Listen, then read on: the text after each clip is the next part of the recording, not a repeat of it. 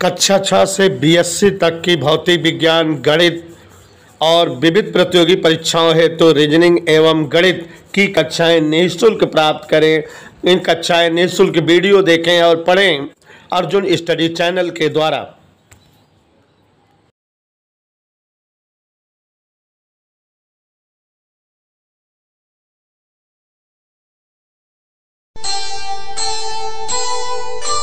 कर्म करे किस्मत बने, जीवन का यह मर्म, प्राणी तेरे हाथ में, तेरा अपना कर्म, तेरा अपना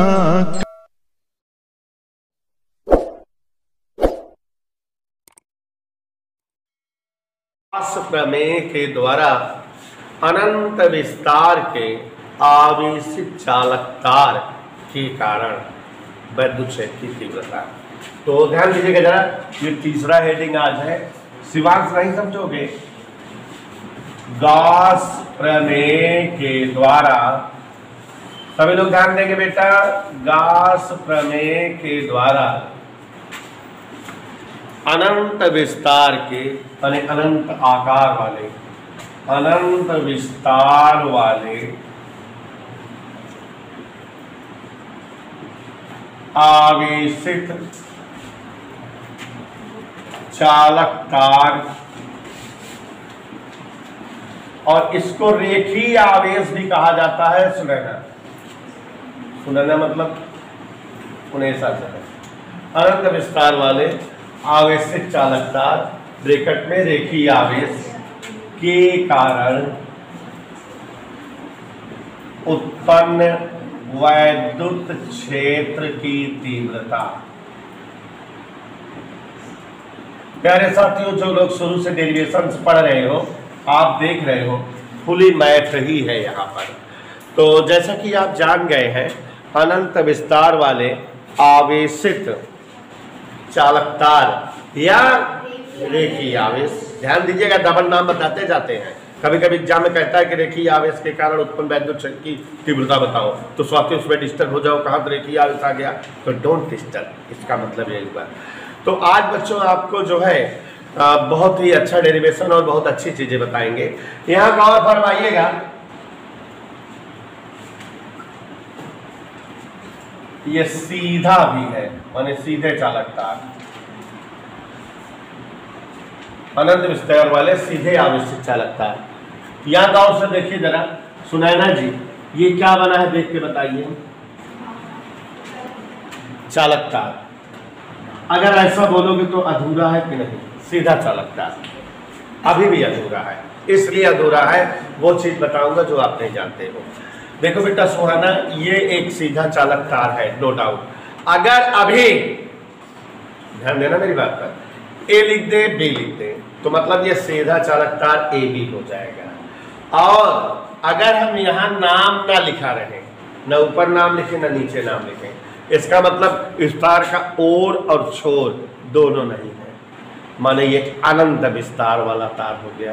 तो एक दिमाग की बात आज नहीं पता लग गई कि नहीं, कि अगर कोई आकृति फिजिक्स में बनाई जाती है, उसका नामकरण रहता है, तो वो परिमित आकृति होती है, माने जिसकी नाप निश्चित हो गई कि यहां से यहां तक है, और नाम न धरो तो अपरिमित अनंत आकार की हो गई।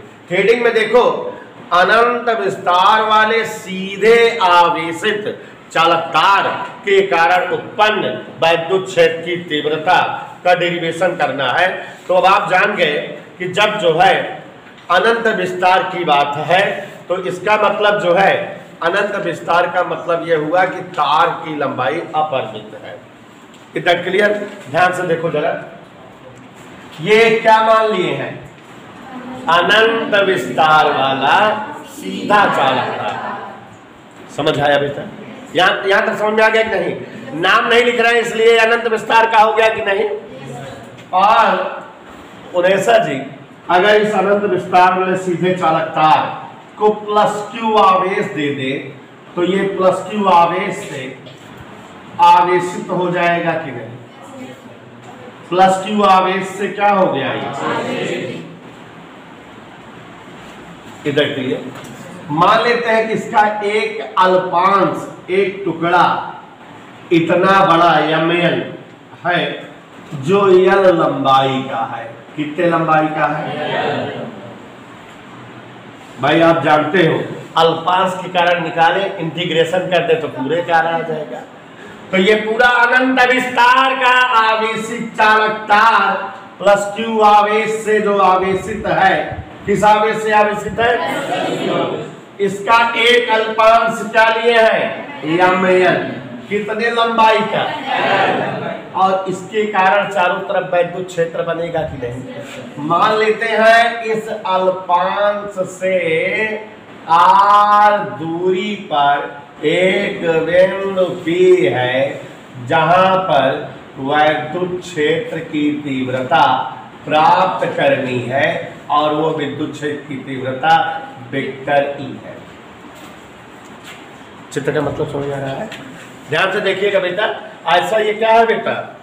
अब याद हो जाना चाहिए। अनंत, क्योंकि नाम नहीं है ऊपर नीचे, अनंत, अनंत विस्तार का एक सीधा चालक तार है।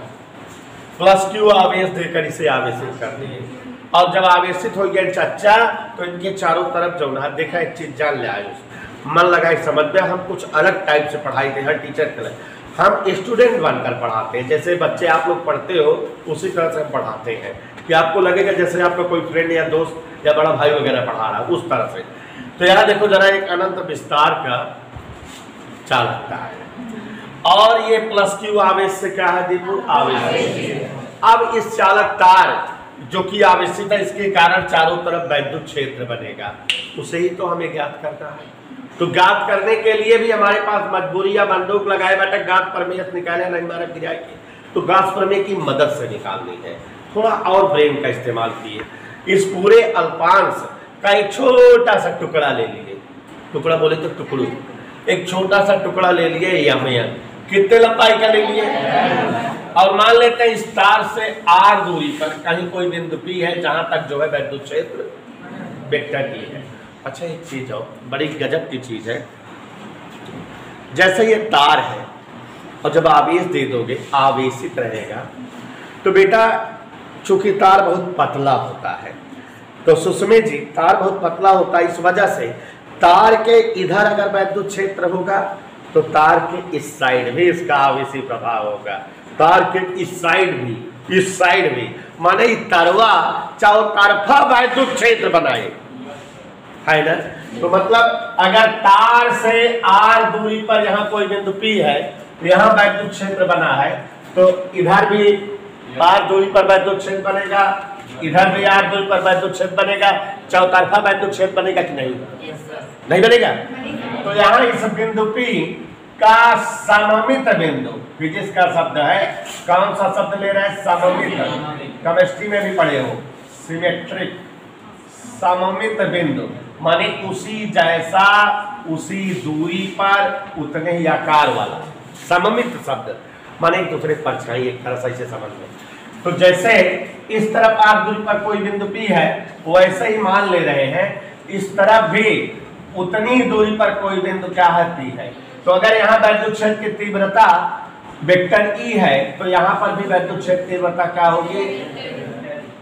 और ये चारों तरफ वैद्युत क्षेत्र बना रहा है कि नहीं? तो चारों तरफ वैद्युत क्षेत्र बना रहा है, तो माने इस आकृति में वैद्युत क्षेत्र दिखेगा कि नहीं? चौतरफा दिखे वैद्युत क्षेत्र की नहीं?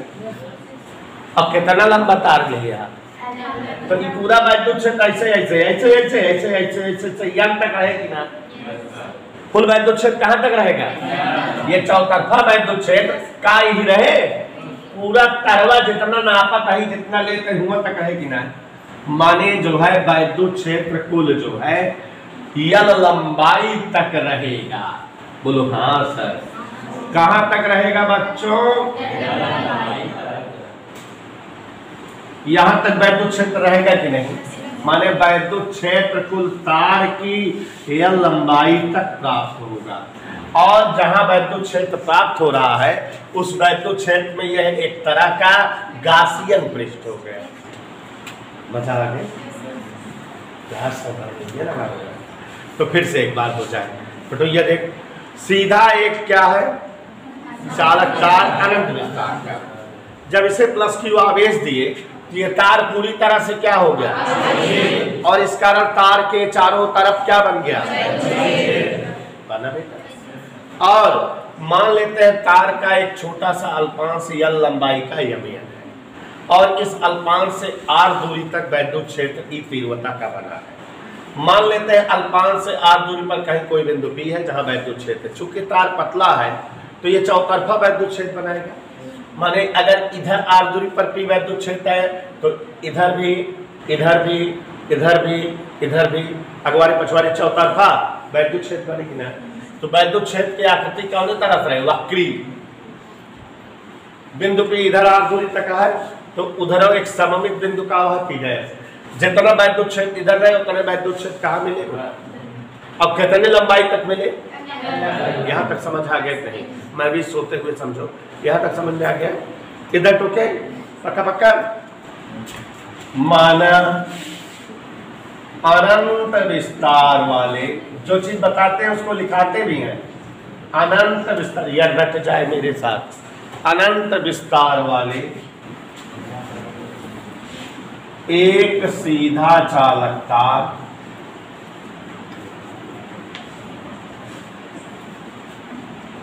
है जो कितने आवेश से आवेशित है, प्लस क्यू आवेश से आवेशित।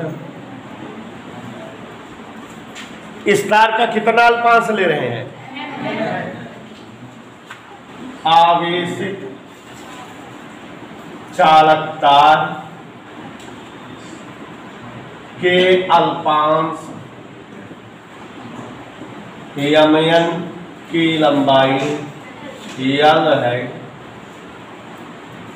अल्पांश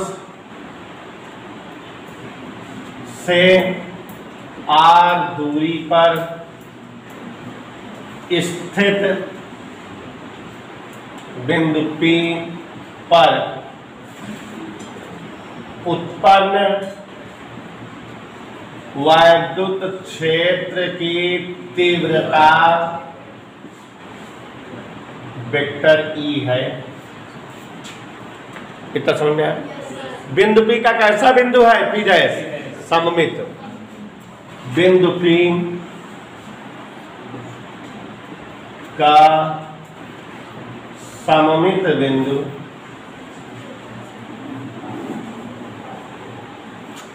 बिंदु P का सममित बिंदु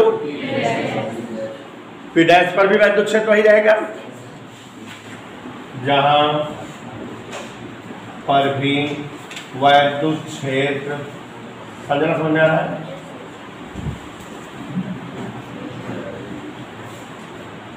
आपको जब गाउस प्रमेय का प्रयोग करना होता है, गाउस प्रमेय के द्वारा वैद्युत क्षेत्र की तीव्रता निकालनी होती है, तो हमने बेटा समझाया हुआ है कि पहले जो है आवेशित पृष्ठ घनत्व तो निकालते हैं और फिर उसके बाद वही 7-8 लाइन का प्रयोग करते हैं, पढ़ा चुके हैं। तो ये चीजें आपको याद रहे, ठीक है। तो अब देखो P व P डैश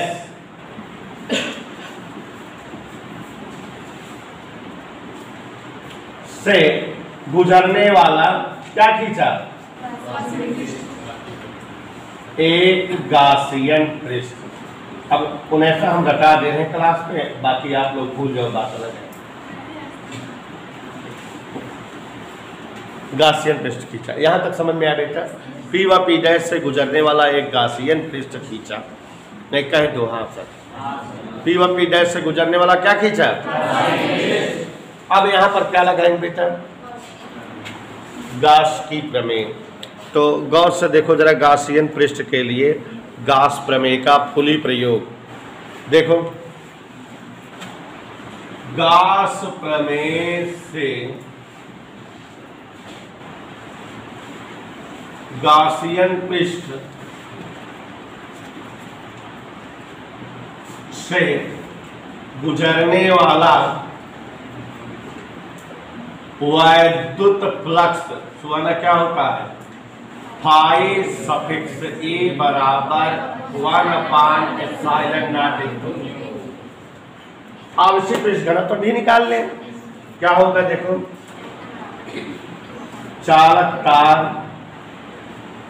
का आवेशीय पृष्ठ घनत्व।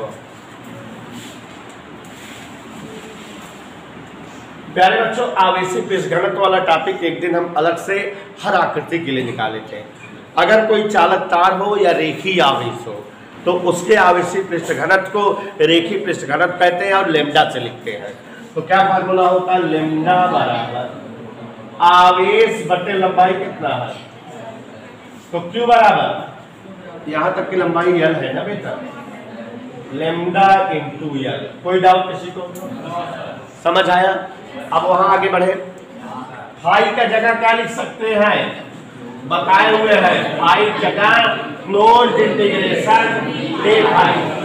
याद होनी चाहिए बातें। अल्प पृष्ठ के इंटीग्रेशन को संपूर्ण पृष्ठ का वैद्युत प्लस कहते हैं।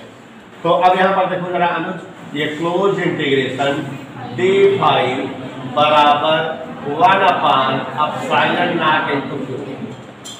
डी फाई को क्या लिख देते हैं, याद करो, vector E dot vector A. और यहाँ